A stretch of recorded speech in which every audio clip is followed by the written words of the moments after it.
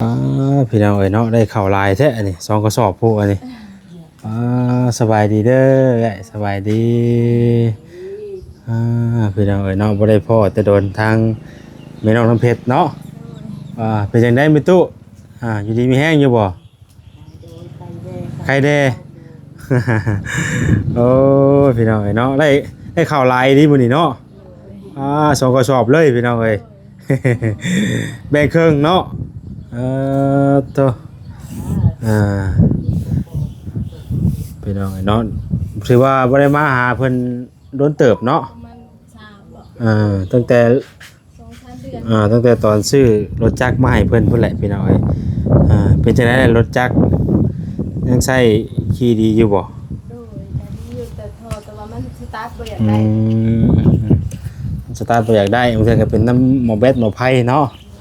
เป็นจังได๋เรื่องซื้อเรื่องหยังได้เอาไปแจ้งเพิ่นน่ะบ่ฮะอ้าวยังบ่ทันได้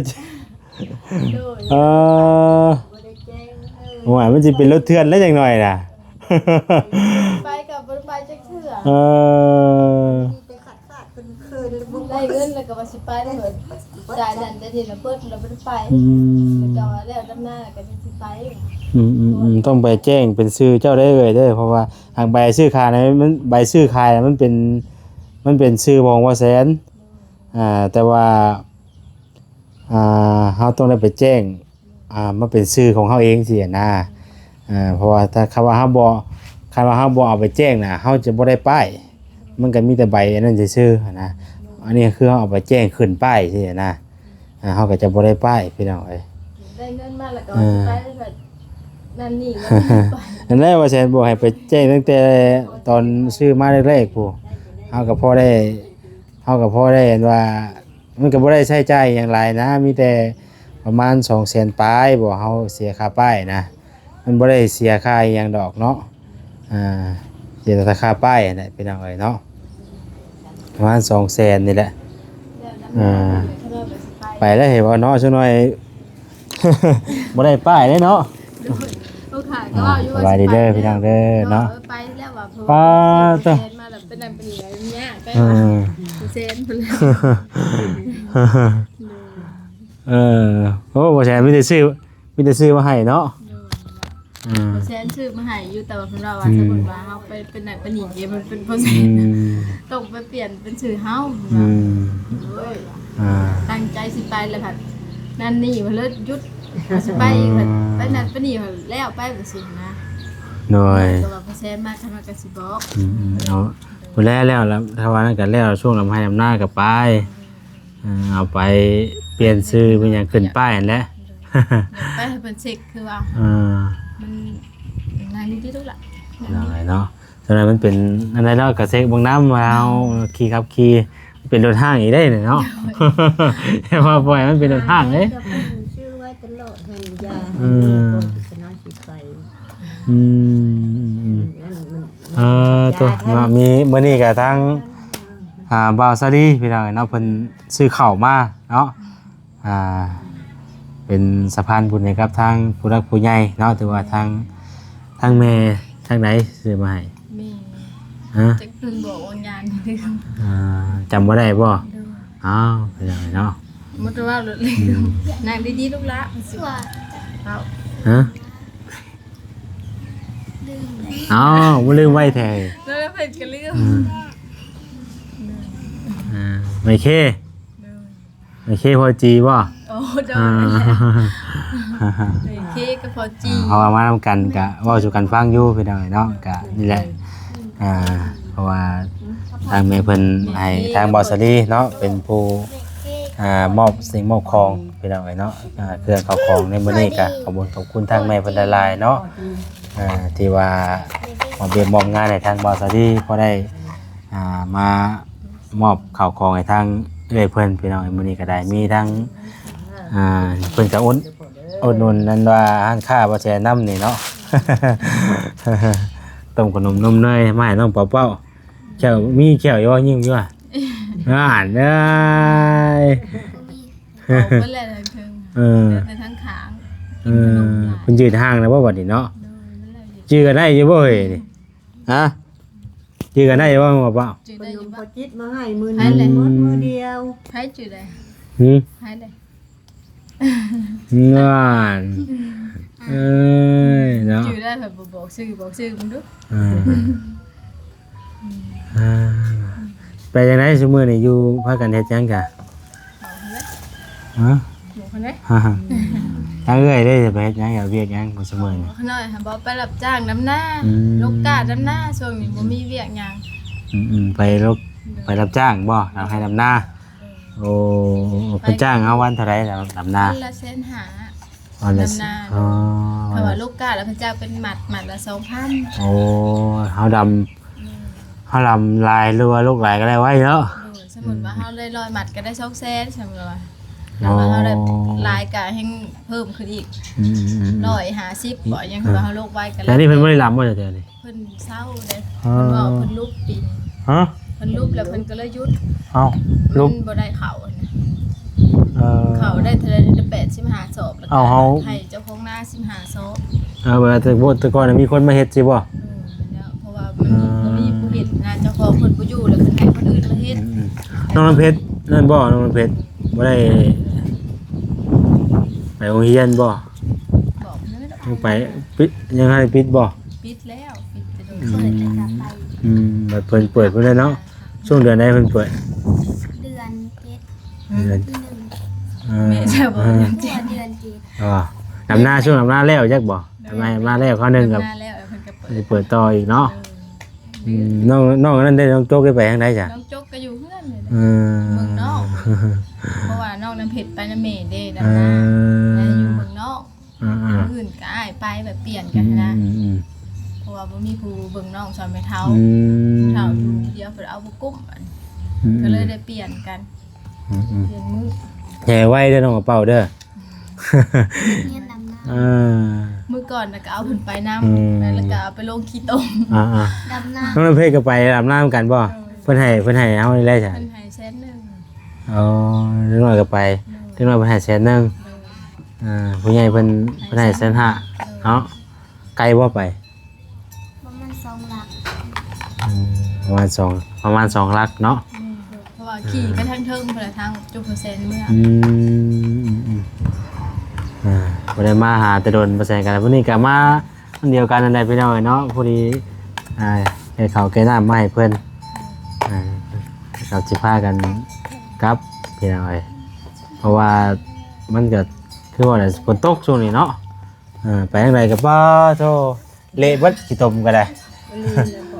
ก็น้อยมากบางอย่างนี่ก็ยังเกือบพาลูก ตกแต่หึงปานใดแล้วนี่อยู่บ้านนี่ ได้3 มื้อนี้นะคะเนี่ย 3 มื้อบ่เอาเลย แต่ก่อนเฮ็ดลิ้น 2มื้อ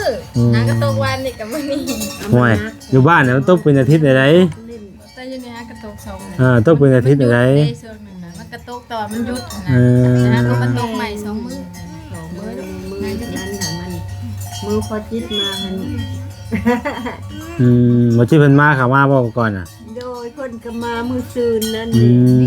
ม เอาเลย เพิ่นเอากับเพนมาส่งกันเนาะกับขนม อ๋อ กับหยังเลย ได้ เอามา ตกมือพจิตมากน่ะขน้อยบ่อยู่ไปได้ บ่แบบหน้า เออมาแล้วได้ยินไปถามว่าพจิต เพิ่นบ่อยู่พอจิตมาหา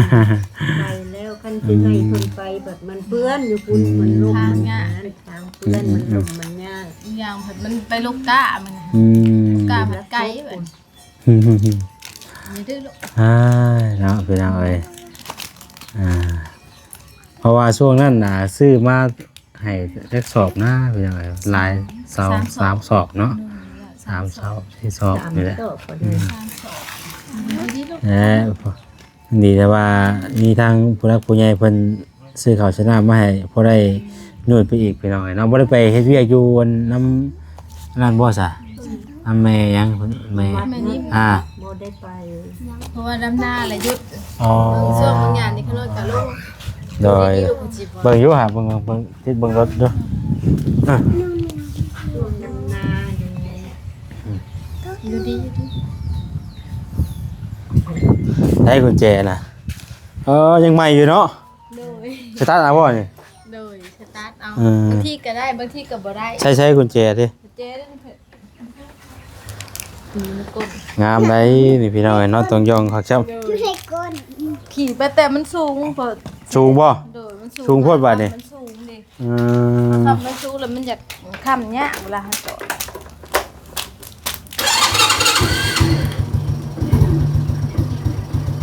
ไม่เถอะขี่ไปมันบ่อยากแห้ง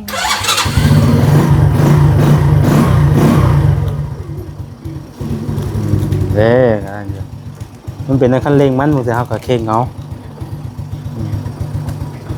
เพื่อขี่ไปกับเรียกรับกระดับบ างทีมันเป็นคันเร่งมันยานมีแต่น้ำมันลีนนี่แหละเบิ่งดีๆเด้อ เราเปลี่ยนแล้วเปลี่ยนมันผิดล้างเลยน้ำมันลี ถ้าว่าน้ำมันแห้งนี่มันใหม่ได้เด้ เปลี่ยนแล้ว เออ เปลี่ยนมันผิดล้างนี่เปลี่ยนน้ำมันลีแล้วก็ท้าน็อตอันนั้นเหี่ยไปเลยให้มันใส่ แต่ว่ายังงามยังใหม่อยู่พี่น้องเนาะ ไป นี่ ล แห ง ละ ขี้ต้ม ธรรมดาเราใช้งานได้จะกิโลเด้อนี่ แต่พอแซนชื่อมาบ่ได้อยู่เลยที่จะไปก็ไป หาหลับจ้าง พันปลายเกือบ 2,000 กิโลเลยเนาะเล่นมานี่ก็ เพราะว่าตอนป้าขึ้นกับขน้อยหลับปลาไปขายหลับปลา บ่ ไป ช่วง ขายแถว บ่ บ้านใหม่พัทยาผม บ่เพิ่นก็นิ่มคักช่ำนี่พี่น้องเนาะแล้วพอได้ขี่ไปเฮ็ดเวียกเฮ็ดงานสิแหละเนาะคันเฮาบ่มีหยังไปเรื่อยก็เฮ็ดกระเตกแหละพี่น้องเนาะจักสิไปในใดหาในใดสินะ เพราะว่าอยู่ตะกี้น่ะมันไปดำนาลูกกาเพิ่นสิมาหับหั้นนะเดี๋ยวนี้เพิ่นบ่ได้มาหับมีแต่ว่า อย่างนี้แต่ว่า พอได้ใครกลัวขี่รถห้างงั้นตะกี้จะดอกเนาะใครจังไดเท่าได้พี่น้องเอ้ย นางดีๆตีลูก เอ้าใครอยู่ใน ไอ้จ๊กเลย ฮะ นี่เห็นหยอกดอก เอ้ยคือบ่จักกันเด้อฮะ มาหาเพิ่นเลย วันนี้มือเด้อสร้างว่าบ่กล้าแท้ฮะ ให้ออกมา เว้ยใหญ่มาเห็นกันก็สิบ่ถามแล้วจังหวะนี้ต่อไปเนาะ มาเร็วกา เออ สบายดีเด้อ เนาะ เอ้ยเนาะใหญ่มาเห็นกันบ่ถามแฮงแล้วนี่เนาะ บ่กล้าเพิ่นปอนหัวมาเรียบร้อย ยังเนาะว่ามาตั้งแต่เจ้ายังช้ำนี่กู ยังว่าสิบ่กล้าอยู่ ขี้โง่เฮ้ย เออ อยากอายเด้อเพิ่นใหญ่มันบ่อายบางทีแม่ใส่ปานนั้นมันนี่ก็บ่กล้าได้เพิ่น เอ ว่า ้ย มีแต่ว่าบ่กล้า ต้องอายเฮ็ดโลดมีหยังก็เฮ็ดไปเนาะ อายบ่คือตอนยังน้อยน้ำเผ็ดก็ยังคือกันนั่นนี่ค่ะมักอายใส่ปานนั้นนี่ บ่ต้องอายเด้อ ไม่ว่าไปโลดมันบ่ได้เป็นเฮ็ด บ่ดีปานใดแลกันอายพี่น้องเนาะ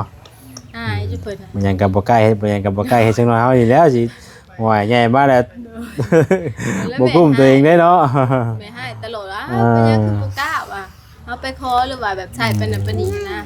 ไปโลดว่าเพิ่นบ่ให้ดอกลูกเอ้ยยังก็มีแต่ว่าบ่กล้ามันบ่แม่นเด้ว่ะเอาไปแนวมาถือเป็นยังสิบ่กล้าว่ะบอก เป็นหยังดอกเนาะ ดูมาแล้ว เสียงเอ้ย น้องน้ำเผ็ดก็คือกัน บ่ได้ ตอนยังน้อยเนี่ยได้นั่นได้นี่มาสิไปหลอกขายได้ ว่า ใส่ธงมาท่านบ่ฮอด ถ้า บ่ เฮา ทัน บ่ถ้าเฮาบ่เฮ็ดเขาเฮาบ่อันลื้อเฮ็ดมันก็สิเป็นไปเรื่อยๆแล้วบาดนี่ มั มัน น ให ก็ ญ่ สิลื่น แล้วก็ได้ เคยโตไป ใส่ไปขายแล้วก็อุ้ยว่า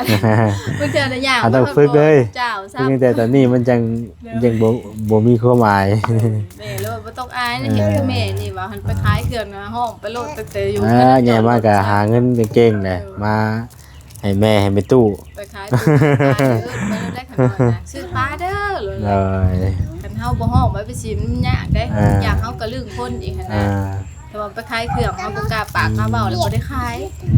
แม่นแล้วคันเฮาเว้าถามเขาเจ้าเนี่ยว่าเพิ่นบัดพอซื้อซอยซะเนาะ โดย อยากซื้อเราได้เนาะคันว่าไปขายเครื่องบ่ถามว่าซื้อซอยอยู่บ่นี่ห่วยเจ้าก็แน่เบิ่งซื้อก็ไปแล้วบาดนี้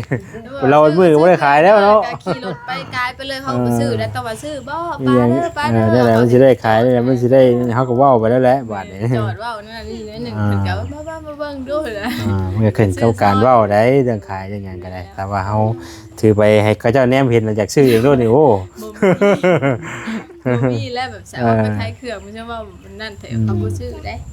เราต้องแบบเว้าแบบคุยไปนำแล้วเพิ่นก็อีต้นเพิ่นซื้อซอย ทางบ่ได้โต้งน้ำได้บ่เอ้ย บ่ อืม จักสิแบบจะเฮ็ดแบบได้จักสิโตกได้หั่นน่ะ อืม เพราะว่าปากมันก็ น้อยฮะ ต้องเฮ็ดห้านคือการแบบหยังก็เขามีท่อได้ท่อหยังข้างใน สังกะสีแต่เก่าเขาเฮ็ดเนาะ